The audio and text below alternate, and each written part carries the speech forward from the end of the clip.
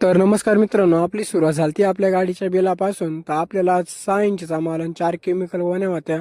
आपल्याला ही खेप लोणी गावात न्यायची होती.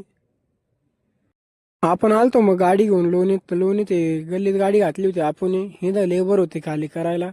लेबरला म्हटलं पटकन खाली करून द्या, नाही का, आपल्याला अजून बाजारला पण जायचं होतं.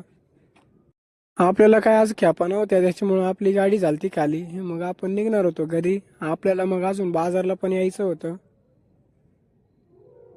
आपण मग आपली गाडी दिलती घरी लावून. मग आपण आलतो बाजारात. तर आपण पहिली बटाट्यापासून सुरुवात केली, नाही का. आपल्याला यायला बराच उशीर झालता बाजारला. बाजार डायरेक्ट अंधारात दिसत होता, नाही का.